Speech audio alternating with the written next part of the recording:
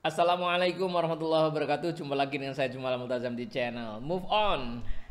Sahabat, kita masih membahas buku Motivational Speaking. Sahabat-sahabat, kita sudah sampai di bab 2. Video ketiga. Video yang pertama adalah introduction dari bab 2, yaitu bagaimana kita bisa berbicara dengan sepenuh hati. Berbicara dengan sepenuh hati membuat kita bisa sangat meyakinkan. Bicara dengan sepenuh hati artinya kita yakin akan diri kita. Tidak ada masalah dengan diri kita. Kita layak untuk berbicara. Kita yakin bahwa kita layak untuk menjual. Kalau kita ini sales ya. Kita yakin bahwa barang ini layak saya jual. Ada sesuatu yang bisa meyakinkan hati yang layak saya jual. Apakah itu desainnya, apakah itu kualitasnya, apakah itu awetnya. Kita harus bisa menemukan alasan untuk mengatakan produk ini bagus dijual. Produk ini bagus. Entah bagus apanya. Tidak ada yang sempurna, mesti ada ya kekurangannya. Tetapi ada sesuatu yang sangat bagus yang layak untuk ditawarkan. Yang ketiga adalah kita yakin untuk menghadapi orang. Orang itu layak saya bantu, begitu. Nah, kalau setidaknya tiga ini yang membuat kita congruence. Segitiga yang congruence, yaitu tentang diri, tentang produk itu sendiri, dan tentang orang yang akan kita juali. Kalau kita menjadi penjual, kalau kita memotivasi ya, saya layak untuk berbicara tentang hal ini. Yang kedua adalah hal ini layak untuk disampaikan. Dan yang ketiga adalah dia mau, dia butuh, dia percaya kepada saya. Nah, keyakinan tentang dia. Siapa dia, statusnya bagaimana, mau apa tidak. Tiga hal itu kalau kita yakin, maka komunikasi kita bisa sangat efektif. Sangat efektif. Tapi kalau kita tidak yakin, menjadi tidak efektif. Nah, ini sudah dibahas panjang lebar di video pertama dan kedua, bab 2, yaitu berbicara dengan sepenuh hati. Di video kedua itu sendiri, yang membuat kita sepenuh hati juga adalah bagaimana kita itu bisa percaya diri. Percaya diri tentang diri saya sendiri, tentang produk yang saya bawa, dan tentang orang yang mau saya juali. Kalau kita sales, kalau kita motivasi ya bagaimana caranya? Kalau tadi kan idenya, sekarang caranya. Kalau video pertama itu idenya, bahwa kita bisa meyakinkan kalau kita yakin akan tiga hal. Diri, ide, dan orang yang kita ajak. Nah, sekarang caranya bagaimana untuk bisa percaya diri? Itu di video kedua. Ya, yaitu membuat sedemikian sehingga tidak ada bantahan-bantahan. Di dalam pikiran kita ini hanya satu ide. Tidak ada dua ide, yang satu ingin melesat, yang satu menghambat. Nah, kalau masih ada itu, maka kita tidak bisa percaya diri. Kita menjadi ragu karena di dalam masih ada perbantahan. Perbantahan di dalam itu, yang membantah itu sering kita sebut mental block. Nah, itu harus diluruskan supaya selaras. Ya, supaya selaras. Di dalam itu selaras. Sehingga bisa melesat tanpa hambatan. Jadi yang menghambat ini bukan luar, ini kita berbicara tentang internal. Itu di video kedua. Bagaimana caranya kita bisa percaya diri. Ini bukan soal kita punya apa, soal kita anaknya siapa, bukan soal hal luar, tetapi soal di dalam. Bagaimana kita membuat meaning terhadap diri sendiri, membuat meaning terhadap ide kita, membuat meaning terhadap orang yang akan kita ajak bicara. Bagaimana caranya? Yaitu dengan penyelarasan. Lihat di video kedua. Nanti video 1 dan video kedua saya ini. Ya, yang video 1 dan video sudah saya tulis linknya di description ya, di deskripsi di bawah. Kalau ingin melihat video 1 dan video 2. Nah, yang ketiga adalah video ketiga, ini video sekarang ini. Kekuatan persepsi positif atau positive thinking.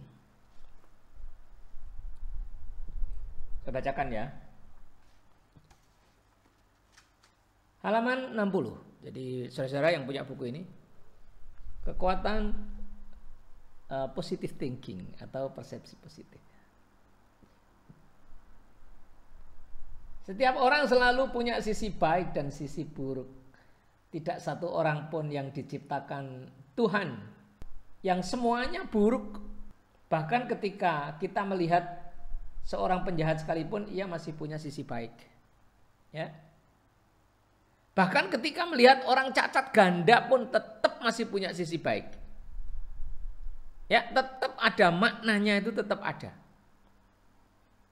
Ya, Allah itu ciptakan makhluknya tidak ada yang sia-sia. Ma khalaqta hadza batila. Nah, keterampilan untuk bisa melihat sisi kebaikan inilah yang disebut persepsi positif atau positive thinking. Ya. Jadi positive thinking adalah kemampuan kita untuk melihat sisi baiknya. Melihat makna baiknya dari kejadian atau dari sesuatu.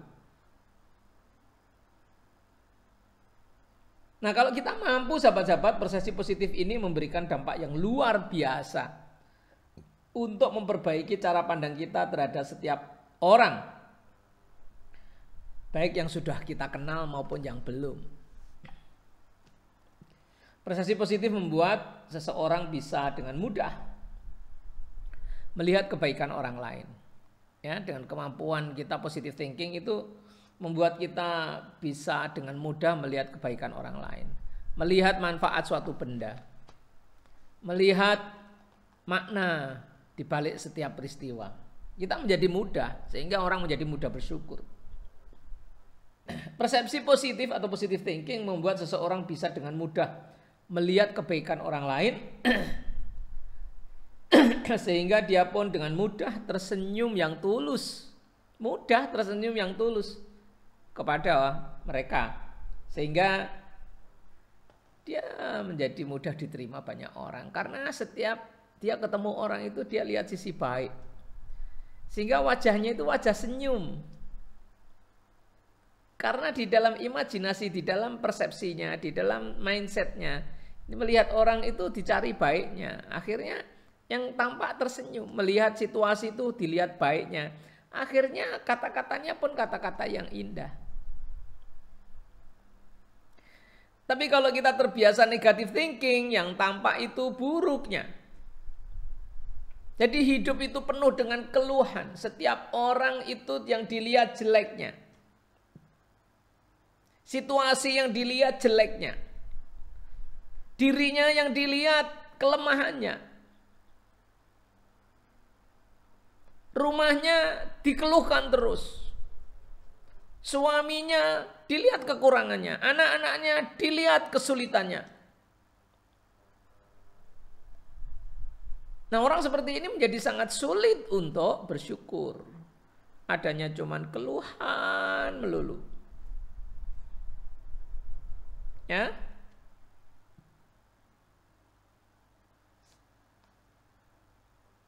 Oke.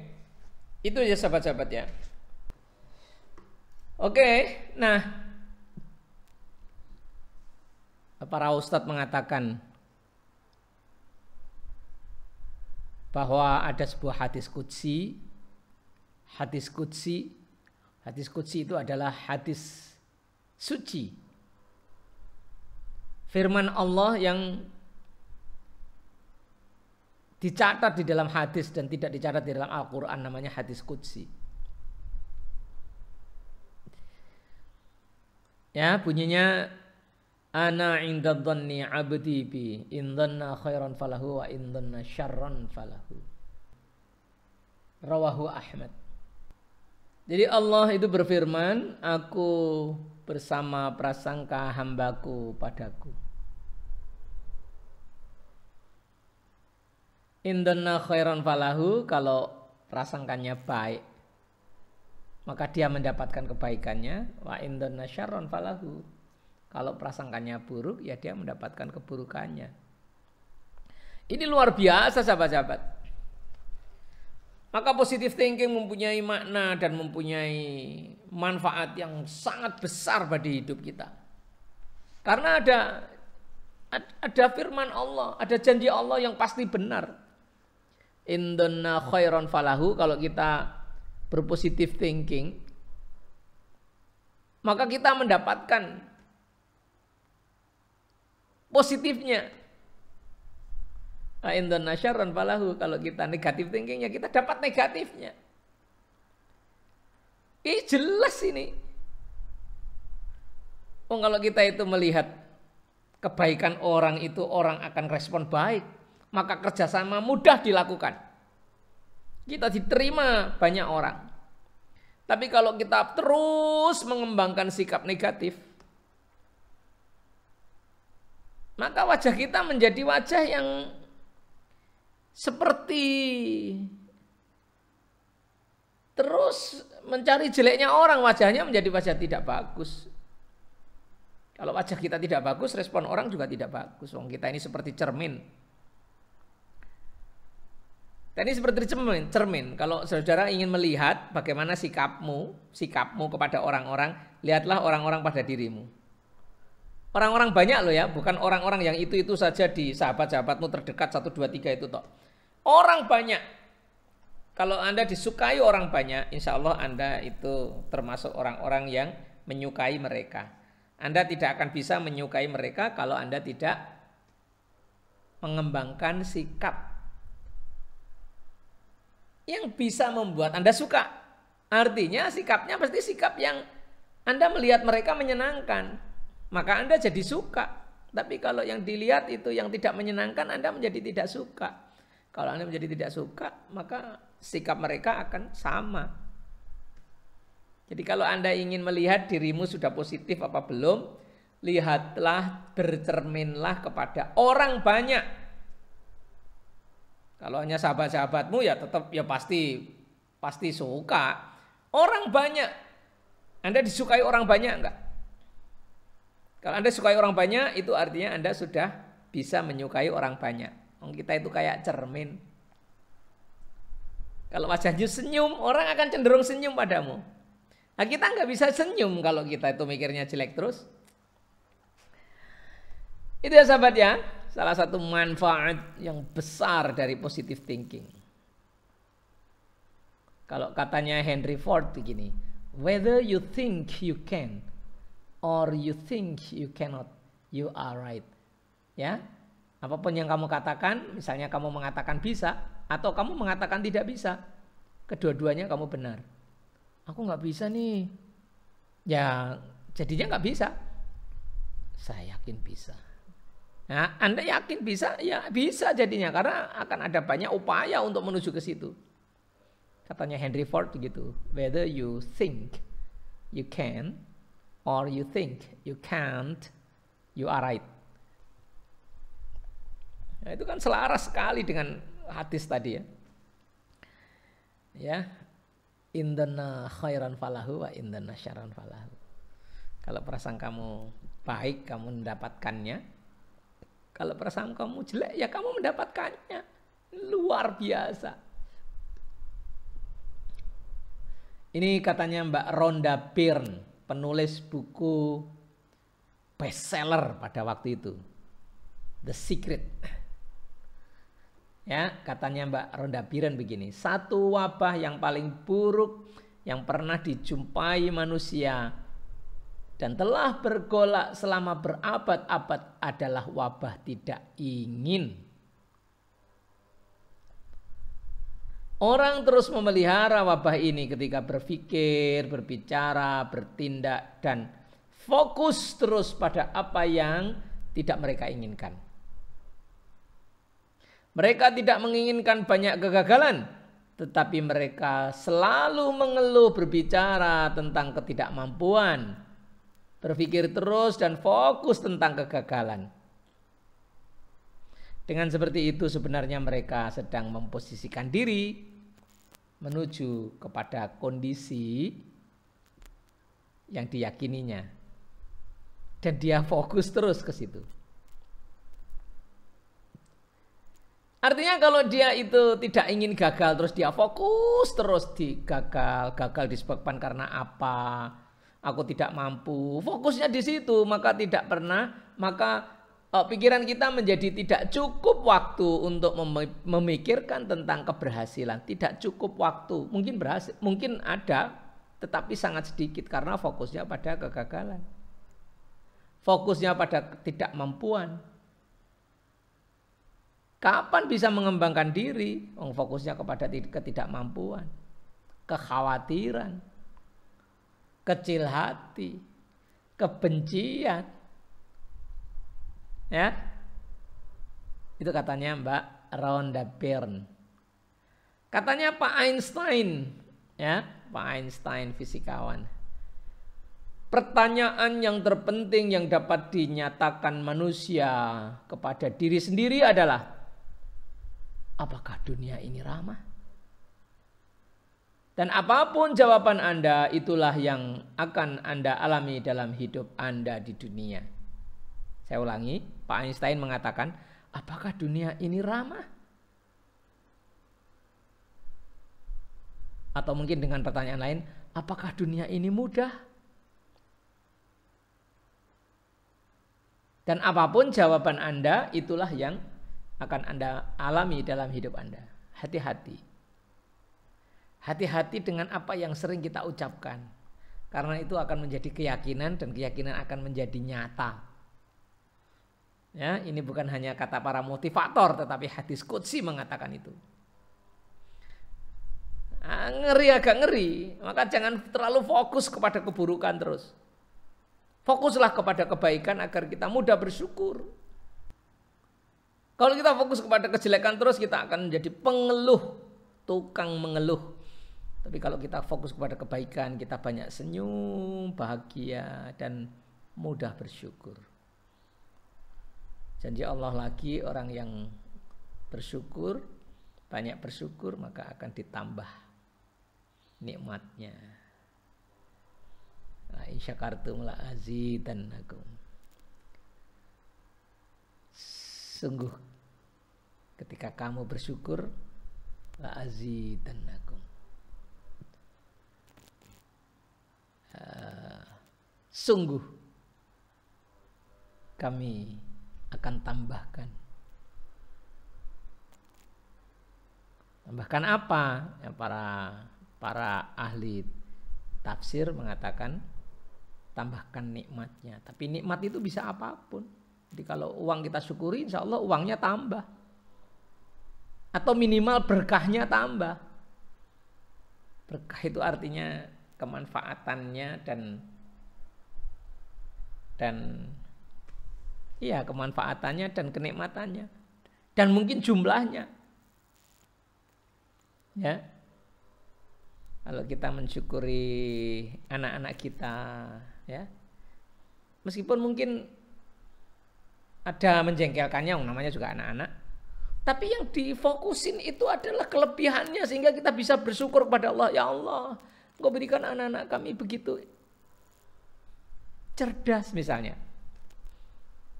Yang disyukuri itu kebaikannya. Jangan ngeluh terus jeleknya, lah kapan syukurnya? Padahal Allah berjanji kalau kita syukur itu nikmatnya ditambah. Kita bersyukur tentang anak, insya Allah anak kita akan semakin hebat. Bersyukur tentang suami, wajah kita jadi bagus kepada suami. Nah, suami kita akan semakin ya semakin bertambah, tambah mencintai kita, tambah menyayangi, tambah baik sama keluarga dan seterusnya. Pokoknya apa yang disyukuri itu akan ditambah. Ini janji Allah kok ya.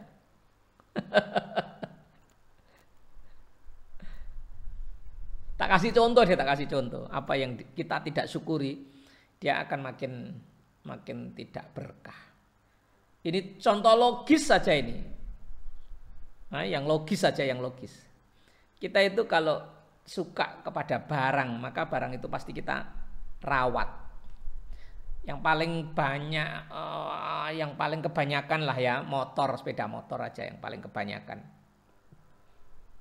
Hampir setiap orang punya. Motor itu kalau kita sukai, itu kita rawat. Ada aneh sedikit kita bawa ke bengkel. Setiap hari kita cuci. Mesinnya bersih, bodinya bersih, awet. Tapi kalau kita tidak suka, karena sebetulnya yang diinginkan yang lebih bagus, atau sebetulnya yang diinginkan mobil tapi dapat motor nggak ganti-ganti, akhirnya kecewa dengan motornya. Ini kalau kita tidak syukuri ya, kecewa dengan motornya. Karena kecewa ya nggak suka. Karena nggak suka nggak dirawat, dibiarin. Taruh di luar kena hujan, kena debu, kena panas ya dibiarkan.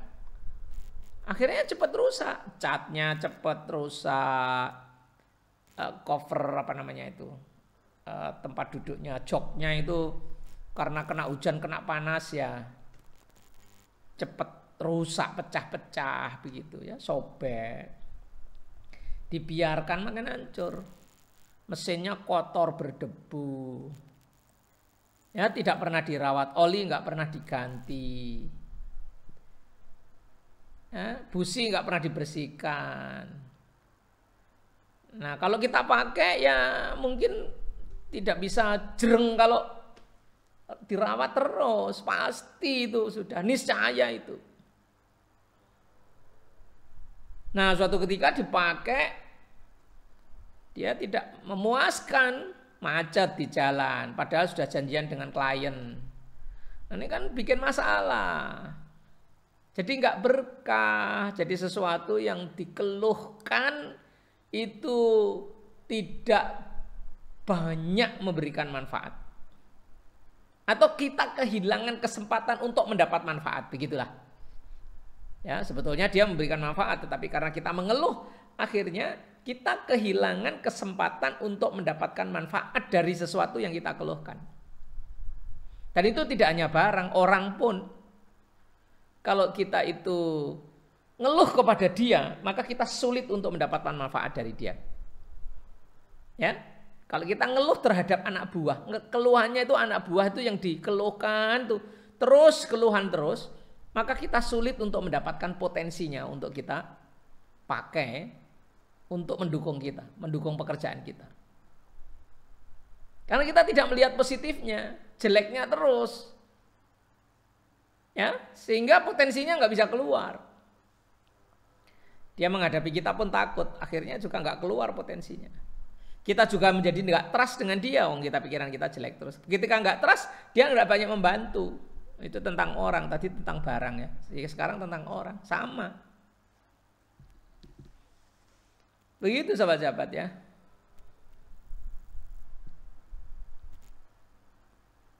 Sekarang tentang kejadian atau situasi. Situasi yang buruk dan kita sangat tidak suka, menimbulkan trauma. Dan trauma itu menyebabkan kita tidak berani untuk action lagi di depan. Karena trauma masa lalu. Tapi kalau kita selalu pandai mensyukuri setiap kejadian, meskipun kejadian buruk, selalu ada hikmah di baliknya dan kita bisa mensyukurinya, maka kita menjadi orang yang struggle. Menghadapi apapun itu nggak ragu-ragu. Tidak banyak mental trauma itu, tidak banyak. Karena semua yang diciptakan Allah ini bermanfaat bagi kita. Ya, begitu sahabat. Ada banyak quote-quote yang bacakan ya, bagus. You are what you think. Nah, kamu adalah seperti yang kamu pikirkan. Bener. Ada lagi ya. Your belief is your positioning. Keyakinanmu adalah positioningmu. Ya, about winning competition, achievement, certainty in life, relationship, love, contribution, and about everything. Keyakinanmu adalah positioningmu. Artinya kalau keyakinanmu buruk, kamu sedang memposisikan diri pada posisi yang buruk. Begitu. Kalau keyakinanmu baik, kamu sedang bergerak menuju apa yang kamu yakini. About winning competition, tentang memenangkan sebuah kompetisi, achievement itu tentang prestasi dan pencapaian, ya, certainty in life tentang kepastian hidup, relationship tentang hubungan dengan orang lain, ya, persahabatan, love tentang cinta, contribution tentang kebermanfaatan, and about everything, dan tentang semuanya. Your belief is your positioning. Keyakinanmu akan membawa kamu menuju ke situ. Ini ya relevan dengan hadis qudsi tadi. Ya, indanna khairan falahu wa indanna syarran falahu. Kalau keyakinanmu baik, kamu dapat. Kalau keyakinanmu jelek, ya kamu akan dapat. Kita bisa meraih kemenangan meskipun kelihatannya titik-titik. Kemenangan itu bukan soal kelihatannya, tetapi soal keyakinan. Jadi meskipun kelihatannya tidak bisa menang, bukan soal kelihatannya, tapi soal kamu yakin apa enggak. Karena kalau kamu yakin menang, kamu akan mengerahkan seluruh powermu untuk menang.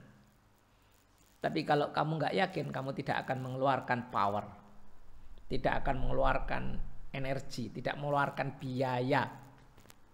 Nah, kalau tidak dikeluarkan powernya, tidak keluarkan biayanya, ya bagaimana bisa mendapatkan hasil terbaik? Gitu ya.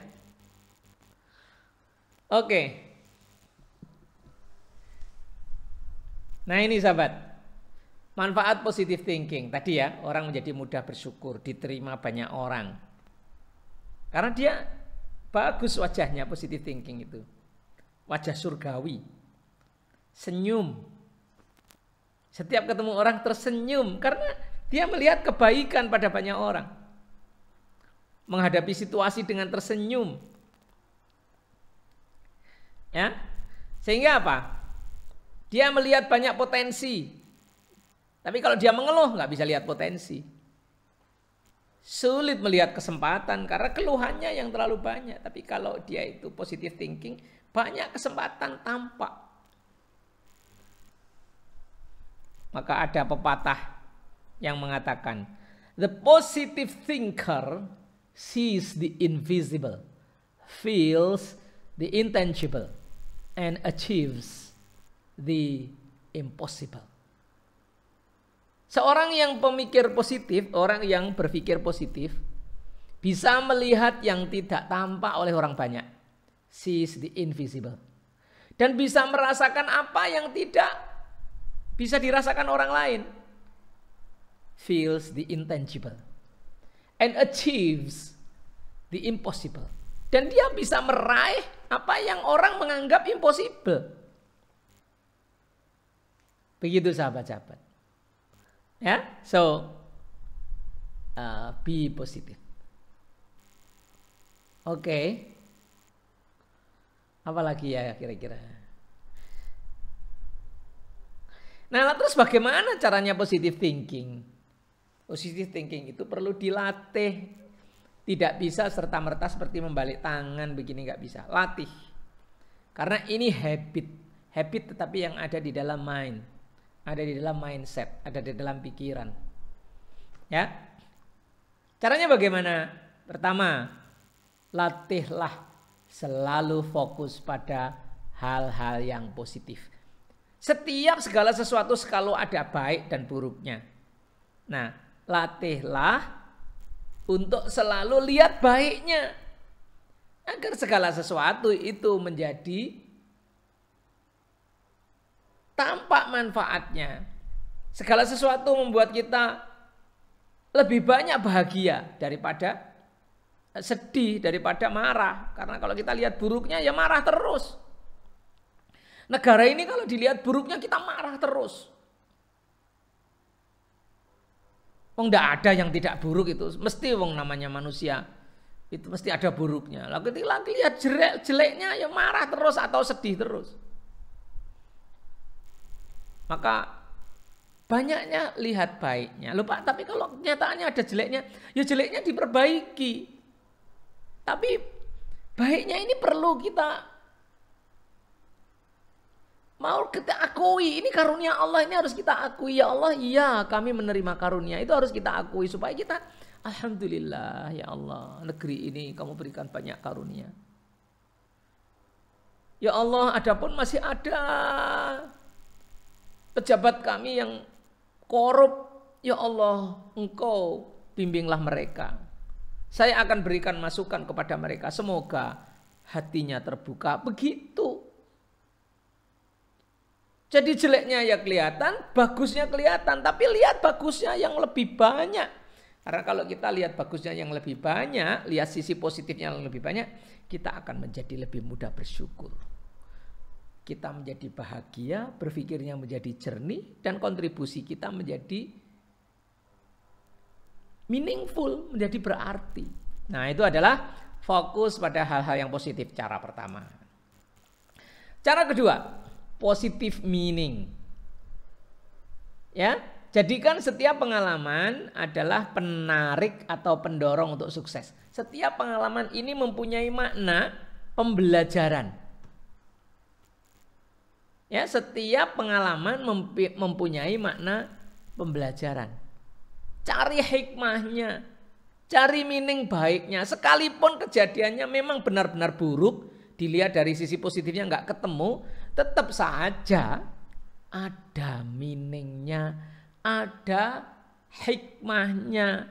Percayalah kepada firman Allah, ma khalaqta hadza batila.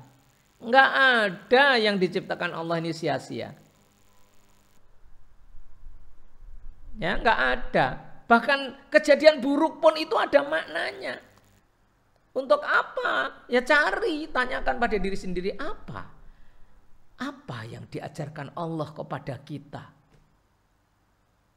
dengan kejadian buruk ini? Begitu loh. Jadi pertama tadi lihat baiknya. Ternyata kita nggak ketemu baiknya. Ya jadikan lagi. Di balik ini ada apa sebenarnya? Ada meaning baik apa buat kebaikan kita? Allah sedang mendidik kita apa? Yang kedua, cari hikmahnya. Nah, terus yang ketiga, ada sebuah paradigma yang mengatakan bad meaning creates bad action atau bad behavior. Dan bad behavior creates bad result. Kalau dibalik, good meaning creates good action. Ya.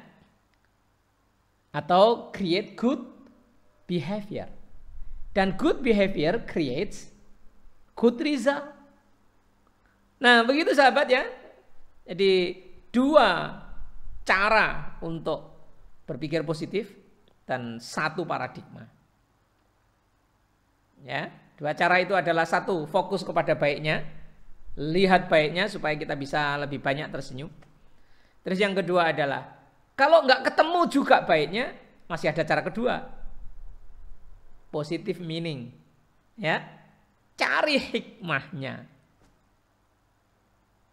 Nah, satu paradigmanya adalah kalau Anda berpikir positif, kalau Anda mempunyai meaning yang positif, Anda akan punya perasaan yang positif dan Anda akan mempunyai perilaku atau tindakan yang positif. Dan tindakan yang positif, perilaku yang positif, hasilnya positif.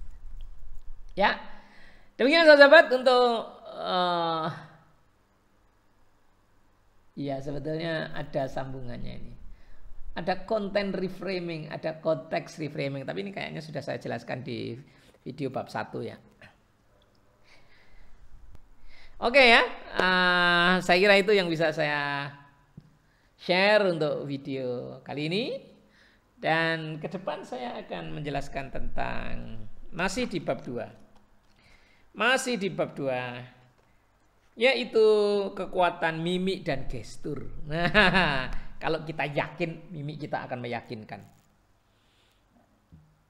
Ya, kalau kita yakin, mimik kita akan meyakinkan. Kalau kita positive thinking, mimik kita akan positif. Rahasianya nanti di video berikutnya. Ya, sampai jumpa. Jangan lupa di subscribe. Jadi kalau saya membuat, bagi teman-teman yang belum subscribe, karena video ini dahsyat luar biasa. Ya, bagaimana cara menggerakkan diri dan menggerakkan orang lain, menggerakkan hati dan menggerakkan hati orang lain. Dengan buku ini ya, Motivational Speaking. Ya, isinya banyak, sangat banyak diambil dari Anthony Robbins. Dari seminar 4 hari saya di Singapura ya, Unleash the Power Within. Dan juga diperkaya dengan pengetahuan-pengetahuan tentang NLP ya, paradigma NLP saya pakai. Oke, sebarkan kepada banyak orang biar bermanfaat ya. Semoga channel ini bermanfaat bagi banyak orang. Sampai jumpa lagi di video berikutnya. Terima kasih. Assalamualaikum warahmatullahi wabarakatuh.